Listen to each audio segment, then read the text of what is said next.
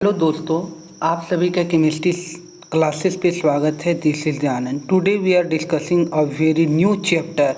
आज हम लोग एक नए अध्याय को हम लोग देखेंगे और यह काफ़ी महत्वपूर्ण है। ये किसी भी कॉम्पिटिटिव एग्जामिनेशन में यहाँ से प्रश्न देखने को मिलते हैं।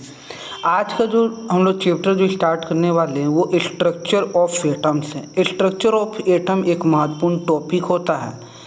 इससे पिछले वीडियो में हमने केमिकल बॉन्डिंग के बहुत सारे वीडियो लेक्चर को अपलोड किए हैं। अगर आप नए हैं तो चैनल को लाइक कीजिए, शेयर कीजिए, सब्सक्राइब कीजिए।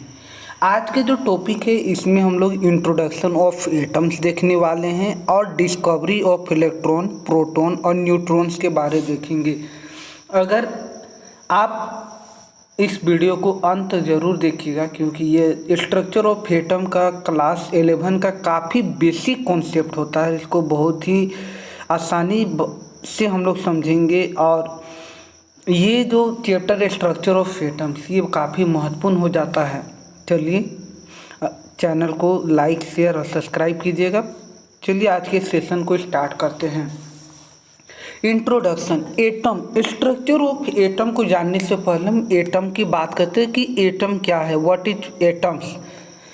Atom was discover by John Dalton. John Dalton एक साइंटिस्ट थे जिसके द्वारा एटम का डिस्कवर किया गया और उनका एक थ्योरी दिया गया। 1807 में एक थ्योरी उन्होंने प्रपोज किया और उस थ्योरी को जॉन डाल्टन एटॉमिक थ्योरी के नाम से भी जाना जाता है। उन्होंने बताया कि जो एटम होते हैं किसी भी मैटर्स का फंडामेंटल यूनिट पार्ट होता है, अर्थात atoms are the fundamental unit of the matter. कोई भी मैटर्स होते हैं उस मैटर का जो सबसे फंडामेंटल यूनिट पार्ट होता है उसी को एटम्स कहा जाता है। The existence of different kind of matter is due to the different atom constituent them. तो जो डिफरेंट टाइप के मैटर्स होते हैं उनमें different kind of atoms present होते हैं। फॉर एग्जांपल आप अगर आयरन रॉड को ले तो वहाँ पे आयरन के एटम प्रेजेंट होते हैं।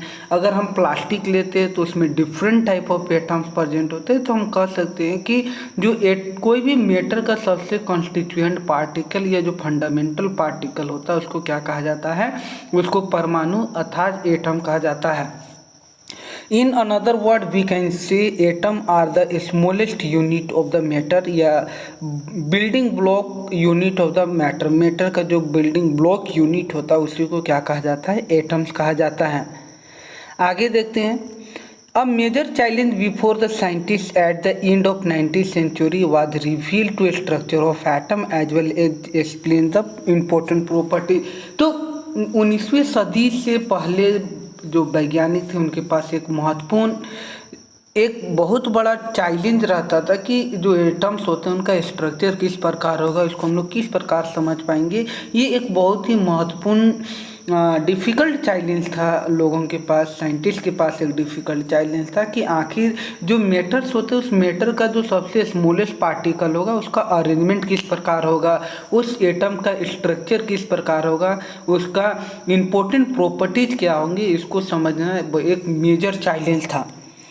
Many scientists work hard and propose the many model for the atoms। और बहुत सारे जो साइंटिस्ट थे, वैज्ञानिक थे, उन्होंने बहुत कठिन वर्क करके बहुत सारे मॉडल को उन्होंने प्रपोज करने का कोशिश किया और इसी के अंतर्गत हम लोग कुछ एटम्स के जो मॉडल्स के स्ट्रक्चर्स हैं उसको हम लोग समझेंगे। और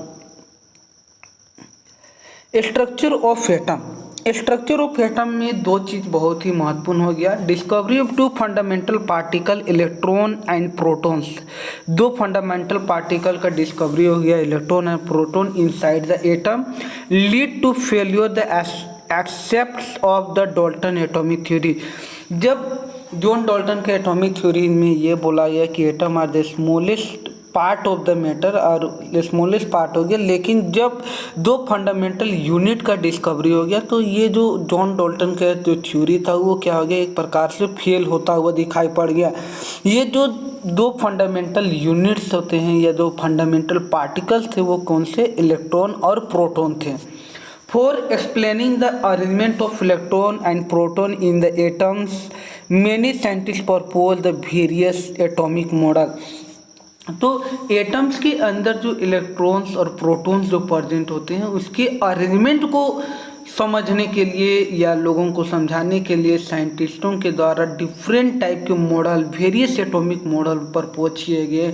और ये जो एटॉमिक मॉडल्स थे, J Thomson atomic model, Niels Bohr's atomic model, Rutherford atomic model, उसके बाद मॉडर्न क्वांटम थ्योरी में आते हैं Heisenberg uncertainty principle, de Broglie.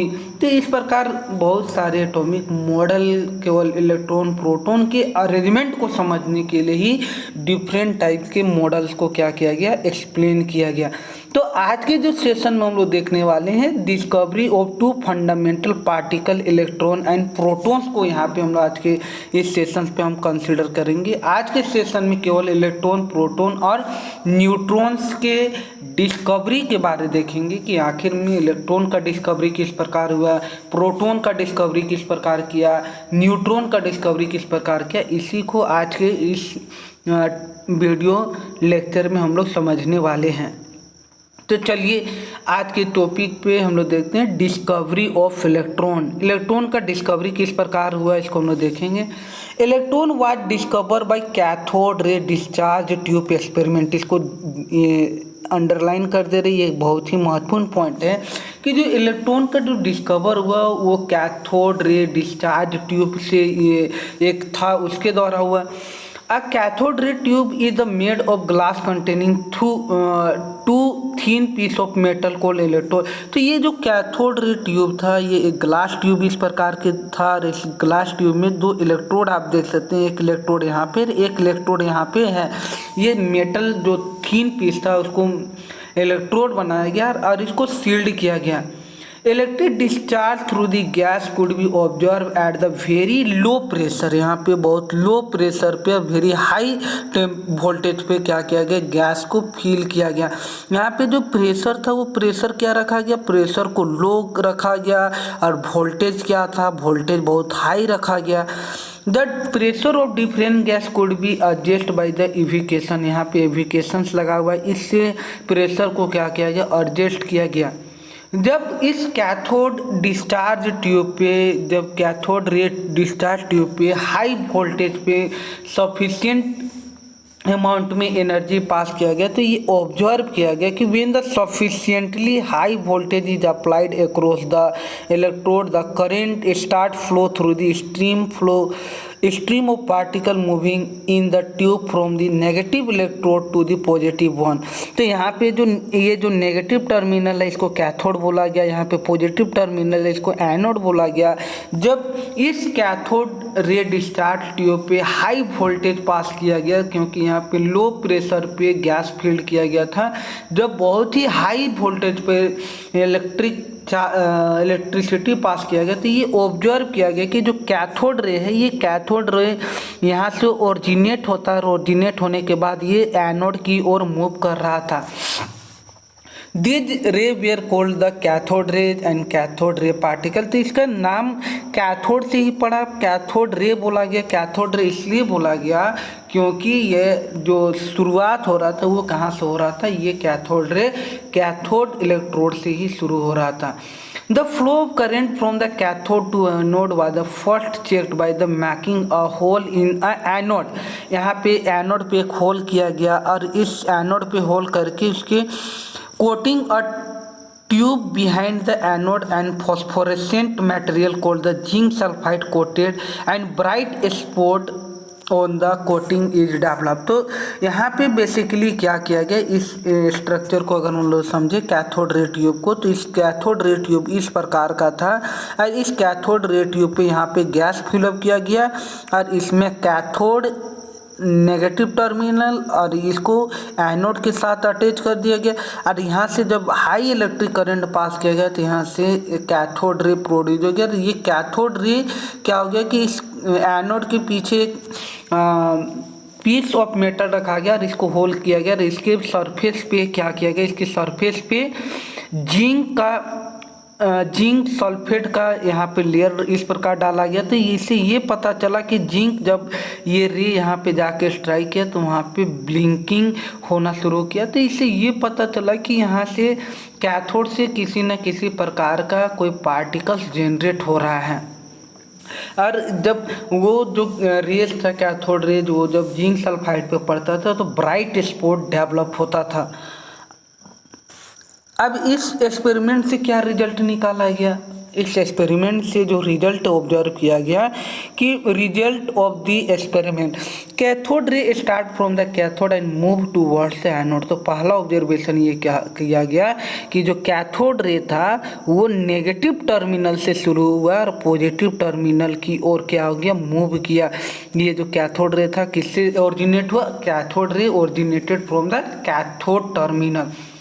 The ray were not visible, ये जो रेज थे कैथोड रेज वो विजिबल नहीं था, but behaviour could be observe with a certain kind of material. तो जो कैथोड रे था उसके बिहेवियर को ऑब्जर्व करने के लिए फ्लोरेसेंट और फॉस्फोरेसेंट मटेरियल का उपयोग किया गया और फ्लोरेसेंट में जिंक सल्फाइड का यूज किया गया। ये जिंक सल्फाइड क्या किया, ये जैसे ही कैथोड रे वहाँ पे स्ट्राइक करता था तो वहाँ पे ब्राइट स्पॉट डेवलप होता था।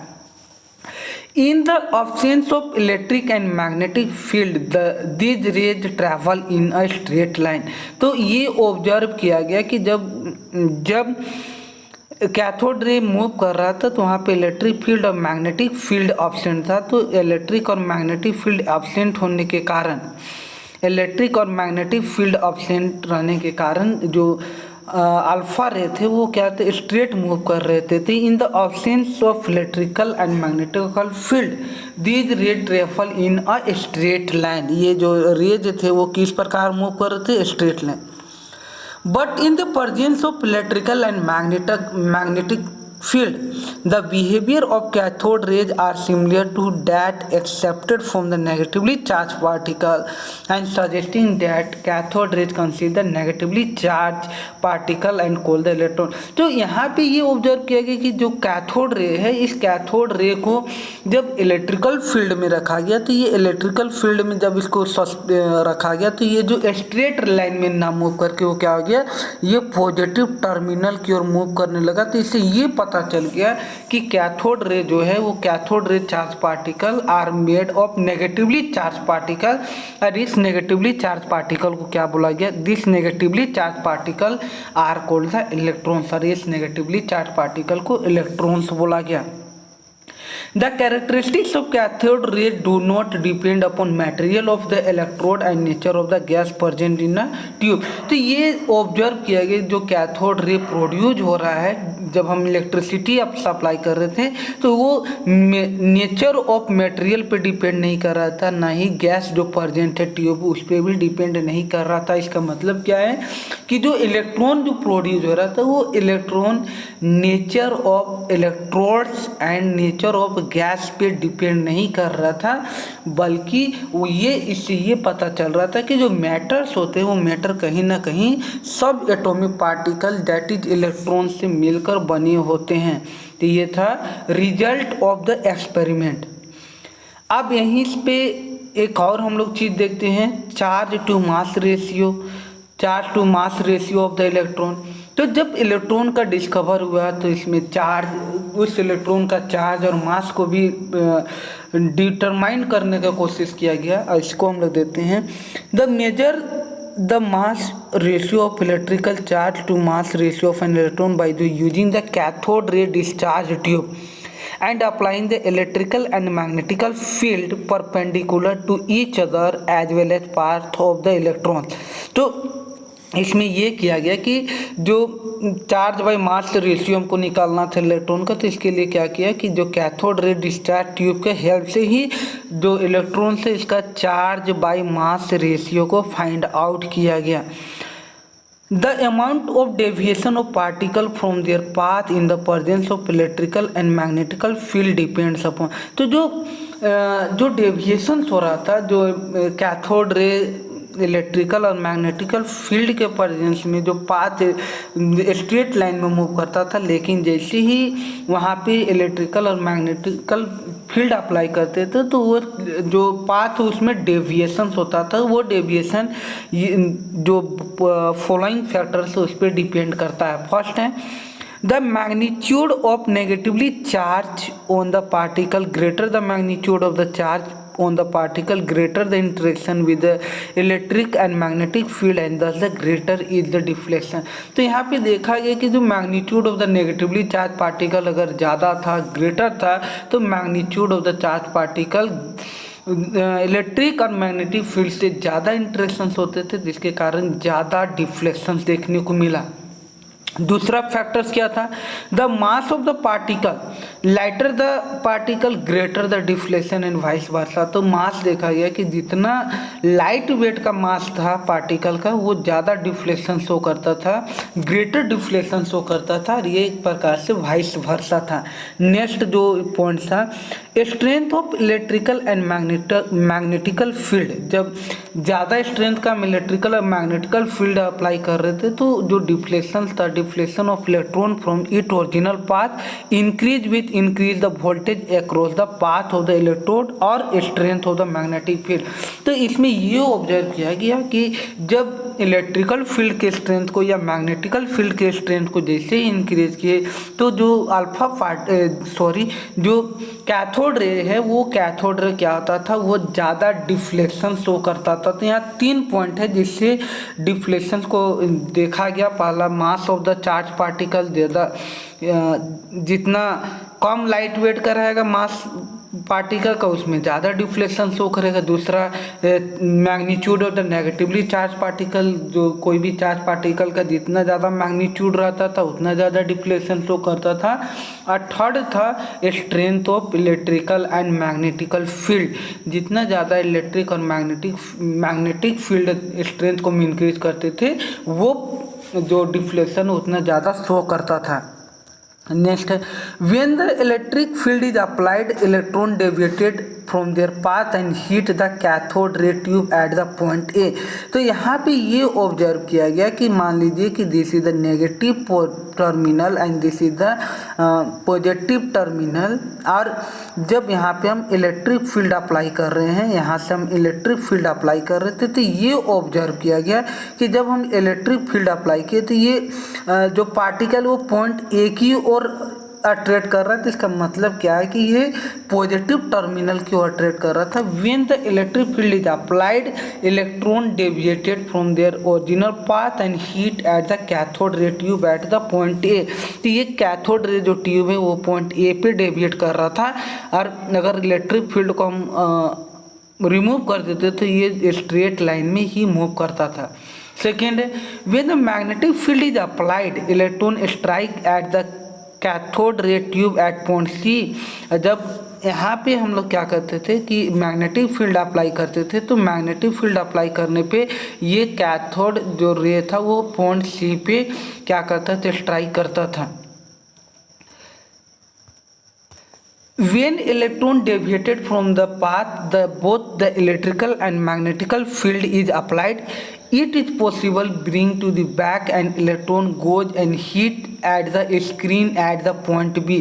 तो इसी के कारण जब इलेक्ट्रिकल और मैग्नेटिकल फील्ड अप्लाई करते थे, तो वो क्या करता था, जो एनोड के पीछे स्क्रीन लगा हुआ था, पॉइंट बी पे स्ट्राइक करता था, और जिसके कारण ये पता चला कि जो मैटर्स में जो सब एटॉमिक पार्टिकल प्रेजेंट होते हैं, जो मास चार्ज ऑफ इलेक्ट्रॉन का बात करते हैं, तो जो चार्ज ऑफ इलेक्ट्रॉन्स होता है वो कितना होता है, 1.6 इंटू 10⁻⁻19 कूलम होता है।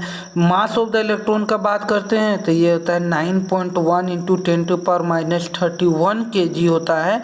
और इसी चार्ज बाय मास रेशियो को अगर हम लोग सोल्व करते हैं तो हमारा ये 1.758820 इंटू 10⁻11 कूलम पर केजी आता है। और ये चार्ज बाय मास रेशियो जो निकाला गया with the help of cathode ray discharge tube से ही निकाला गया। तो ये हमने अभी इलेक्ट्रॉन का डिस्कवरी के बारे में पढ़ा। अब हम देखते हैं discovery of proton and neutrons. Discovery of proton और न्यूट्रॉन्स के बारे में देखेंगे। Electrical discharge carry out in modified cathode ray tube to lead the discovery of the particle carry the positively charge is called the canal ray। तो जो cathode ray discharge tube था, उसी discharge tube को उसमें थोड़ा सा modify किया गया, और यहाँ पे जब मॉडिफाई किया गया तो उसमें एक नया डिस्कवरी हुआ पार्टिकल का, जिसको पॉजिटिवली चार्ज पार्टिकल था, जिसको केनाल्ड रेज बोला गया। उस रेज को क्या नाम दिया गया? केनाल्ड रेज बोला गया। इस केनाल्ड रेज का क्या प्रॉपर्टीज था? Unlike the cathode rays, the positively charge particle depends upon nature of the gas in the cathode ray tube. तो जो कैथोड रे ट्यूब में गैस पे डिपेंड नहीं करता था, लेकिन जो positively charge particle depend upon nature of the gas present in the cathode ray tube. तो जो पॉजिटिवली चार्ज पार्टिकल था, ये कहीं ना कहीं नेचर ऑफ गैस पे डिपेंड करता था। This gas are simply positively charge ion. तो कैथोड रे डिस्चार्ज ट्यूब में जब इलेक्ट्रॉन का डिस्कवरी किया, तो वहाँ पे इलेक्ट्रॉन का डिस्कवरी में नेचर ऑफ गैस पे डिपेंड नहीं किया। लेकिन जब प्रोटॉन का डिस्कवरी हुआ, तो यहाँ पे जो ये ऑब्जर्व किया गया, कैथोड रे पे डिफरेंट टाइप के गैस को फिलअप किया गया। तो ये नेचर ऑफ गैस पे डिपेंड किया गया कैथोड रे ट्यूब पे। And these gases are simply positively charge ion. The charge to the mass ratio of particle is found depend upon gas from which they originated। जो charge by mass का जो ratio था, जो particle charge by the mass ratio of the particle जो था, वो depend करता था नेचर ऑफ द गैस, वो किस प्रकार के गैस से ओरिजिनेटेड हो रहा है। Some positively charged particle gas carry multiple of the fundamental unit charge electrical charge। बहुत सारे कुछ ऐसे गैसेस थे जो पॉजिटिवली चार्ज पार्टिकल कैरी करते थे multiple fundamental unit of the electrical charge. The behavior of these particles in the magnetical and electrical field is opposite to the observed for the electron in cathode ray tube। तो जो cathode ray tube में जो observe किया गया, उसके just opposite proton के case में ये चीज़ को ऑब्जर्व किया गया। मान लीजिए कि जब इलेक्ट्रिकल फील्ड अप्लाइड कर रहे थे, तो नेगेटिवली चार्ज पार्टिकल के मूव ये क्या केनार्ड रे वो किधर शिफ्ट करेगा? Positively charge negatively charge particle की ओर, जबकि जो कैथोड रे है वो किधर मूव करता था? Cathode ray shifted towards the positively charge particle. तो ये जो बिहेवियर था केनार्ड रे का, वो क्या था? कैथोड रेज के जस्ट अपोजिट देखने को मिला। The smallest and lightest positive ion was obtain from the hydrogen and was called the proton. यहाँ पे जो गैस यूज किया गया, हाइड्रोजन गैस का यूज किया गया। ये यहाँ पे हमने ये देखा कि जो केनाल्ड रेज है वो डिपेंड करता था नेचर ऑफ गैस पे भी डिपेंड करता था। अब हम लोग आते हैं नेक्स्ट है डिस्कवरी ऑफ न्यूट्रॉन्स के बारे में। Chadwick felt that the bombarding a thin sheet of beryllium by the alpha particle. जब उन्होंने what is alpha particle? Alpha particle जो होता है डबली चार्ज हीलियम आयन जो होता है, हीलियम आयन का जो डबली चार्ज जो होता है, इसमें 4 यूनिफाइड मास होते हैं, उसी को अल्फा पार्टिकल कहते हैं। ये जब ये अल्फा पार्टिकल बेरिलियम के शीट पे बॉम्बार्डमेंट कराया गया, तो उन्होंने ये ऑब्जर्व किया कि electrically neutral particle having the light mass slightly greater than the proton was emitted. तो उन्होंने ये ऑब्जर्व किया गया कि जो न्यूट्रल पार्टिकल इमिट हो रहा है, जिसका मास स्लाइटली प्रोटॉन से ज़्यादा है, उन्होंने वो न्यूट्रल पार्टिकल्स का नाम को क्या रखा? न्यूट्रॉन्स रखा। दस the discovery was very important in the history of the chemistry. और ये जो न्यूट्रॉन का जो डिस्कवरी हो गया, वो केमिस्ट्री के फील्ड में एक प्रकार से इतिहास यहाँ पे देखने को मिला। ये एक महत्वपूर्ण डिस्कवरी हो गया, डिस्कवरी ऑफ न्यूट्रॉन। तो न्यूट्रॉन का डिस्कवरी किसके द्वारा किया गया? Neutron was discover by the James Chadwick के द्वारा किया गया। तो आज के इस सेशन में हम इतना ही रखते हैं। Thanks for watching chemistry classes.